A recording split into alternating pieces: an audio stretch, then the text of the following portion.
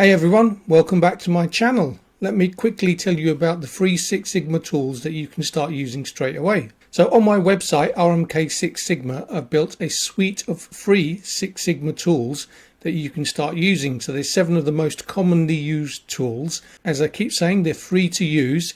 There's nothing to download, nothing to install, and no sign-ups. You just open them up in your browser and go. So you're probably thinking, what's the catch? There's usually some sort of catch along the way, but there's no sign-ups. They're absolutely free, just there for you to use. In the future, I'll be developing black belt tools, which probably will have a paid subscription. So these are a leader into those, but for now, absolutely free for you to use. And it'd be great if you can leave me some comments on how you found the tools or suggest any improvements. Anyway, let's get into it. So here's my new look website, rmk6sigma.com. This is the home page for the website. And what we need to do is click on free tools. Okay, so here's the 7 free tools. We've got process capability, gauge R&R study, graph maker, which helps you make a number of graphs, control charts, then we've got hypothesis testing, one way ANOVA, and simplified regression. Okay, I'm not going to go into every tool, but let's start off with process capability and just give you a bit of a flavor of the kind of things that you can expect. Okay, so here within the process capability tool, I have 2 main buttons for 2 types of capability. I've got overall capability or within and overall. So I can choose which one I want. I'm going to go with within and overall. And then this is where we load our data in. And what I'm just going to do is load the example data which comes with the tool. So just click on load example data, and that's loaded some prefabricated data for me. So that comes with its own spec limits, and the name of the parameter is shaft diameter. Okay, but going down the tool, I can then select whether I want to see the results in defect per million opportunity or percentage for the outer spec. And what I've also got here is a loss calculator. So for every defective part, I can say it's going to cost me $8, but for every good part, I make a $3 profit.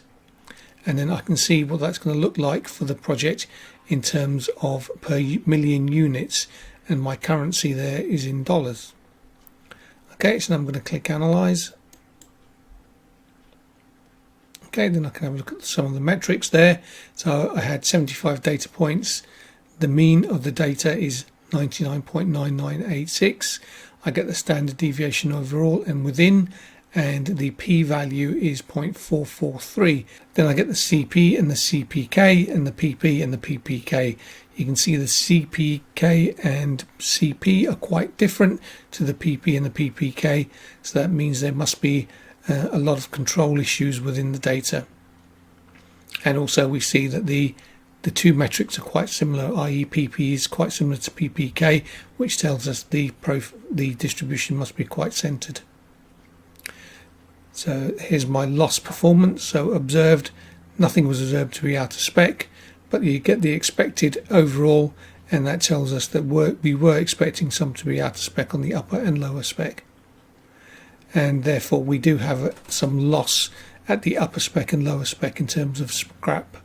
But the overall cost to us for 1 million units would be $19,000 in scrap, but we would make 2.9 mil. So here we see our distribution, and you can see that the data sits nicely in the center of our spec. There's quite a bit of spread to the data, but we can see our overall and within fit to the data. And then we have our X bar R at the bottom, and we can see that the X bar, there's quite a lot of out of control points on that. Okay, now if I want to, I can create a report quite quickly and click on Print Save PDF.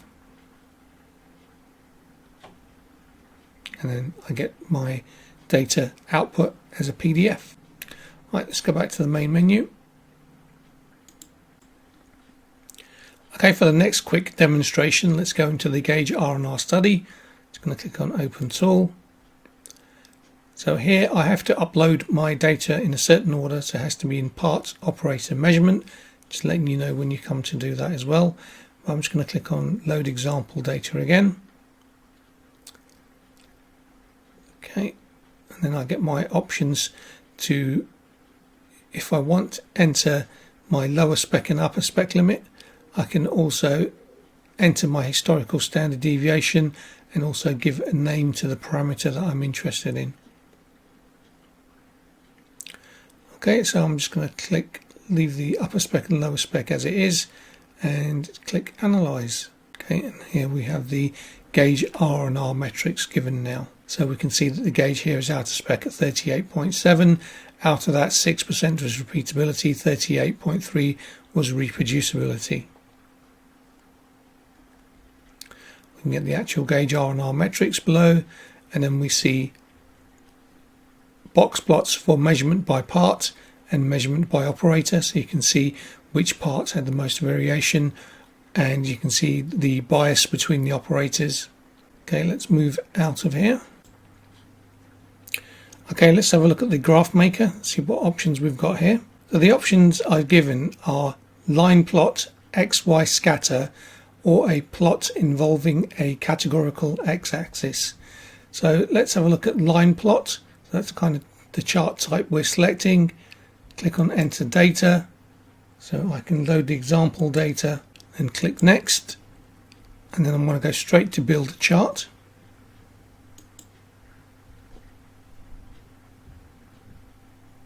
If I want to, I can go backwards as well. So let's go to categorical.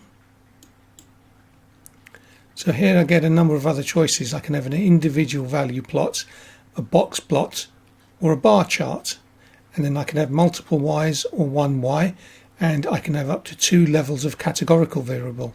So let's just click on box plot, and I'm going to have multiple Ys, and now I'm going to load the data, but again I'm going to use my example data. Click next.